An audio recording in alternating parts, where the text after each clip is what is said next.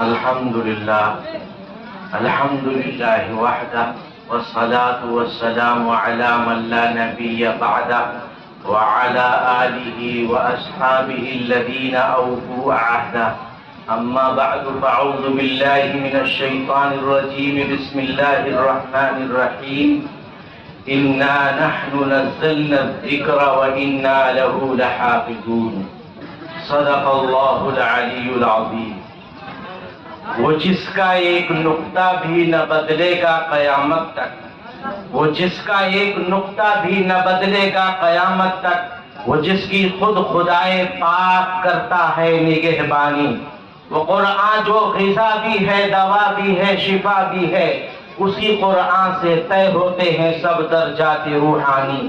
خزانہ گھر میں ہے موجود پھر بھی آہ مفلس ہیں، خزانہ گھر میں ہے موجود پھر بھی آہ مفلس ہیں، بھٹکتے پھرتے ہیں ہر چار سو اے بائے نادانی.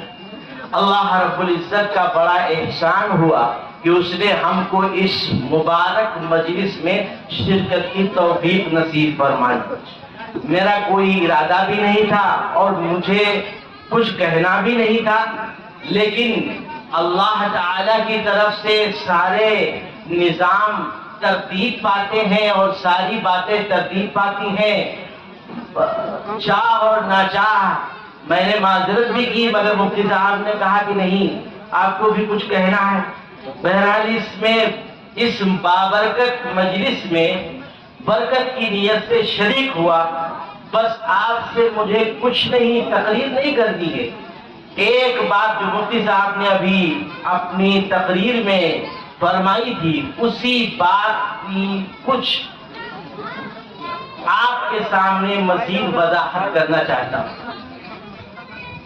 اللہ تعالی نے اس آیت کریمہ میں جو ابھی میں نے بھی پڑھی، اس سے پہلے مفتی صاحب نے پڑھی، ارشاد فرمایا انا نحن نزلنا الذکر، کہ یہ قرآن پاک ہم نے نازل کیا ہے اور ہم ہی اس کی حفاظت کرنے والے. یعنی اس کلام اللہ کی حفاظت کی ذمہ داری خود وہ احکم الحاکمین لے رہا ہے، جس کے قبضے قدرت میں پوری کائنات کی جان اور پوری کائنات کی سانس ہے. اور اسی لیے پوری دنیا اور دنیا کا ہر فرد جو اسلام سے تعلق نہیں رکھتا، پوری عالمی طاقتیں ایڑی چوٹی کا زور لگائی ہوئی ہیں. اب سے نہیں، حضور پاک صلی اللہ علیہ وسلم کے وقت سے ہی جب قرآن پاک نازل ہوا تھا، اسی وقت سے آج تک تمام طاقتیں ایڑی چوٹی کا زور لگا رہی ہے کہ کیسے بھی اس قرآن کو، اس کی تعلیم کو مٹا دیا جائے. مگر ظاہر سی بات ہے، جسے اللہ رکھے اسے کون چکھے. پورے ممالک جو مغربی ممالک ہے خاص طور سے، وہ حیران ہیں کہ جس کو مٹانے کے لیے پوری دنیا رات دن فکر مند ہے اور پوری کوششیں جاری ہے، مگر اس میں کوئی بھی فرق نہیں آ رہا. وہ تورات اور زبور اور انجیل جس کی حفاظت کی ذمہ داری اللہ نے نہیں لی تھی، تو ان کا نام اور ان کی تعلیمات لوگوں کی زبان پہ نہیں ہے، لوگوں کے عمل پہ نہیں ہے، لوگ نہیں جانتے. مگر یہ قرآن، یہ کلام جو اللہ کا ہے، جو مسلمان کے پاس اس سے بڑی دولت کوئی اور نہیں ہے. لیکن اس سے فائدہ وہ شخص حاصل کر سکتا ہے کہ جو قرآن پاک کو، اللہ کے اس کلام کو اپنے دل میں خوف خداوندی بسا کر کے، تقوی رکھ کر کے، اللہ تعالی سے مدد مانگ کر کے قرآن پاک سے فیض حاصل کرنا چاہے گا، اللہ اسے سب کچھ عطا فرمائیں گے. اور مسلمانوں یاد رکھو، یہی بات مجھے کہنی ہے کہ جب تک ہم قرآن پاک سے اپنا تعلق مضبوط رکھیں گے، اللہ کی طرف سے ہماری مدد ہوتی رہے گی. کوئی بھی بات بیکار نہیں کر سکتا ہے. اور جب ہم اپنے تعلق کو قرآن پاک سے ختم کر دیں گے اللہ بھی ہماری حفاظت نہیں فرمائیں گے، کیونکہ قرآن پاک کی حفاظت کی ذمہ داری اللہ رب العزت نے لی ہے.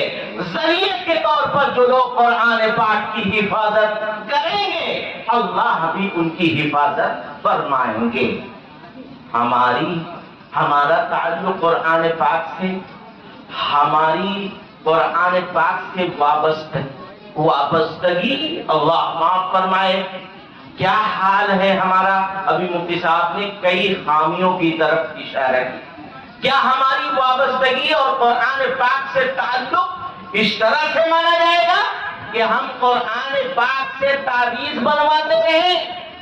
کیا قرآن پاک سے وابستگی اور اس سے تعلق ہمارا اس طرح سے ثابت ہوگا کہ ہم اس کو اپنی دکانیں شروع کرنے کے لیے، اپنے گھروں کو شروع کرنے کے لیے، اپنے کاروبار کو شروع کرنے کے لیے اس کو استعمال کریں گے، اس کو پڑھوائیں گے؟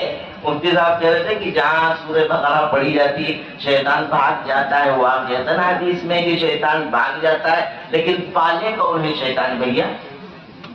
یہ تو پہلے بتاؤ کہ جب دوسروں سے پڑھوا رہے اور خود پالے ہیں انہیں، تو جب تم پالے ہو اور دوسرا پڑھ کے چلا جاتا ہے وہ پھر تمہارے دوست تشریف واپس لے آتے ہیں. ساتھ ہی سورہ بقرہ پڑھوائے، سب کچھ پورا روزانہ اٹھائے راتیں میں پٹک کر.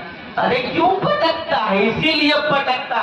وہ یہ سمجھ رہا ہے کہ دوست میرے آج تم نے ہماری پٹائی دوسروں سے کروا دی، آج ہم تمہیں بھی پیٹیں گے. اسی لیے وہ پیٹتا، کہتے یہ بھی پڑھتے وہ بھی پڑھتے، پھر بھی وہ ہمیں جو ہے اس سے کوئی فائدہ نہیں ہوتا. فائدہ تو جب ہو جب ہم اس کے تقاضے پر عمل کریں. خود جب اپنی زبان مبارک سے نہیں پڑھیں گے، اپنے گھروں میں اپنے بچوں سے نہیں پڑھوائیں گے، خود نہیں اس پر کوئی عمل ہوگا تو دوسروں کے پڑھوانے سے کتنی دیر فائدہ رہے گا میرے بھائی؟ کتنی دیر تو قرآن خوانی ہمارے گھر میں نورانیت پیدا کرے گی. یہ قرآن خوانی اپنے طور سے قرآن پاک پڑھا جائے، اپنے بچوں سے پڑھوایا جائے. جو لوگ قرآن پاک پہلے ہر جگہ ہر گھر سے الحمدللہ قرآن پاک کی تلاوت کی آواز سب لوگوں کو آیا کرتی تھی، اب تو اس موبائل نے ریڑھ پیٹ دی اور سارے کے سارے وہ لوگ بھی جو حواس کہلاتے ہیں ان کے گھروں میں بھی ایسا ماحول اب نظر نہیں آتا. اور وہ تلاوت کا اہتمام اور وہ آوازیں جو گنگنانے کا ایک سماں ہوتا تھا جس سے فرشتے اور اللہ کی رحمت متوجہ ہو جاتی تھی، وہ چیز نظر نہیں آتی. کیوں؟ اس لیے کہ موبائل میں اتنا نٹے ڈلواتے ہوتے، اس نٹا کو ختم کرتے کرتے کرتے کرتے کہتے ختم ہی نہ ہو رہا. شام کو رات کو اس کو ختم کرتے کرتے سوتے، صبح پھر سوچتے ہیں کہ یہ ختم کیسے ہوگا، ابھی پھر اس کو اٹھا لیتے ہیں. وہی موبائل جو رات میں چھوڑا تھا وہی موبائل پھر پکڑ لیتے ہیں. قرآن پاک پکڑنے کی توفیق نہیں ہوتی ہے. یہ قرآن پاک سے ہمارا تعلق نہیں مانا جائے گا. تعویذ بنوانے کے لیے قرآن پاک سے تعلق نہیں مانا جائے گا. مردوں پر پڑھوانے کے لیے قرآن پاک سے تعلق نہیں مانا جائے گا. قرآن پاک سے تعلق اس طریقے سے جو ہم نے رویہ قرآن خوانی کا اختیار کر رکھا ہے گھروں میں اور دکانوں میں کاروباروں میں، یہ قرآن پاک سے تعلق ہمارا نہیں کہلائے گا. جہیز میں دینے کے لیے، تاکوں میں سجانے کے لیے وہ قرآن پاک سے تعلق نہیں مانا جائے گا. قرآن پاک تعلق جب مانا جائے گا جب ہم اس کو پڑھیں گے، اس پر عمل کریں گے، اس کو سمجھنے کی کوشش کریں گے، اس کی ہدایات پر عمل کریں گے. ہدی للمتقین. حکیم سے، ڈاکٹر سے آپ نے کوئی دوا لکھوائی، اپنے لیے نسخہ تجویز کیا اور جناب کروایا، اور اس کے بعد جناب والا وہ نسخہ لا کر کے آپ نے گھر میں لٹکا دیا، تو ظاہر سی بات ہے اس نسخے کے لٹکا دینے سے وہ دوا کا نسخہ جو لٹکا ہوا ہے اس سے کوئی فائدہ آپ کو نہیں پہنچے گا. ٹھیک اسی طریقے سے جو لوگ قرآن پاک کو لٹکا دیتے ہیں، جناب والا اسی کے اوپر گرد و غبار پڑ رہا ہے، مکھی بھی اس کے اوپر غلاظت کر رہی ہے، اسی طریقے سے اس کے اوپر نہ جانے کتنی اوقات چلے تو نعوذ باللہ ایسا شروع ہو گیا کہ جس طریقے سے وہ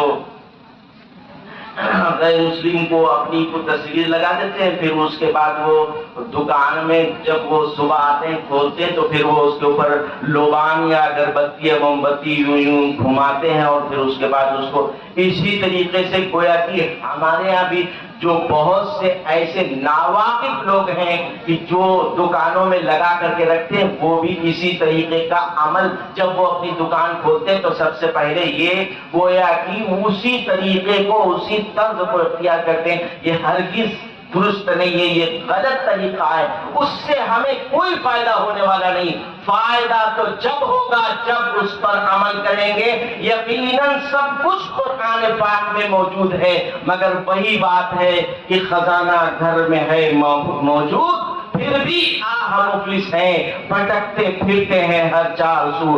اے بائے نادانی، میری درخواست آپ سے اور تمام لوگوں سے یہی ہے کہ آج سے اس بات سے توبہ کریں کہ جو کچھ ہو چکا، پڑھے تو ہیں قرآن پاک مگر آدھے صفحے کی بھی تلاوت ہم سے صبح نہیں ہوتی۔ آج سے جتنے لوگ موجود ہیں یہ طے کریں کہ ہم روزانہ انشاءاللہ قرآن پاک کی تلاوت چاہے 1 صفحہ ہو 2 صفحہ ہو وہ ترتیب سے کریں گے، وہیں پر اپنی نشانی رکھیں گے اور وہیں سے روزانہ شروع کریں گے، اس کا ترجمہ بھی پڑھیں گے، دینی مجالس اور قرآنی مجالس میں شریک ہوں گے، اور کسی بھی اعتبار سے ضرور ان لوگوں سے جو قرآن پاک کے ساتھ تعلق رکھے اور وہ قرآن پاک کے معنی مفاہیم الفاظ یاد کرتے پڑھتے ہیں، ان کے ساتھ اپنا تعلق باقی رکھیں گے۔ بھائی باقی رکھیں گے انشاءاللہ۔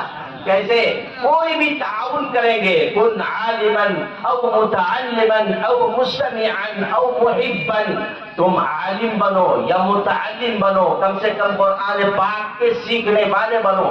اگر یہ بھی نہیں بن سکتے تو غور سے ان کی بات سننے والے بنو، او محبا، یا تم ان کے ساتھ محبت رکھنے والے بنو۔ اگر ان کی مجلسوں میں، ان کے مدارس میں، ان کی درسگاہوں میں تم شریک نہیں ہو سکتے، وہاں بات تم کو نہیں سن سکتے، تو کم سے کم ان سے محبت رکھنے والے بنو۔ وَلَا تَكُنِ الْخَامِسَ فَتَهْلِكَ، لیکن 5واں نہ بننا، یعنی ایسا نہ ہو کہیں کہ تم وہ قرآن پاک کے پڑھنے پڑھانے والوں سے اپنے دل میں بغض اور اپنے دل میں حقارت رکھو، یعنی قرآن تو پڑھے ہیں، ان کو عادت اور کیا ہے۔ اگر تم نے یہ حقارت اپنے ذہن میں اپنے دل میں رکھی، یقیناً فتح تم ہلاکت میں پڑو گے، یعنی تمہاری ہلاکت پکی ہے، تم ایسی صورت میں نجات پانے والے نہیں ہو سکتے ہو۔ اس لیے آج سے توبہ کریں اور اس بات کی پوری تیاری کریں کہ ہم انشاءاللہ اپنے مال سے، اپنی زبان سے، اپنی خدمات سے مدارس کا، مساجد کا، قرآن پاک پڑھنے پڑھانے والوں کے ساتھ ہم لگیں گے، اس سے تعلق رکھیں گے، اسی میں ہماری اللہ کی طرف سے حفاظت ہوگی۔ اگر ہم نے اس طرح کا کوئی تعلق باقی نہیں رکھا تو ہماری ہلاکت یقینی ہے۔ اللہ تعالی ہم سب کو گزارشات پر عمل کرنے کی توفیق عطا فرمائے۔ وآخر دعوانا الحمد للہ رب العالمین۔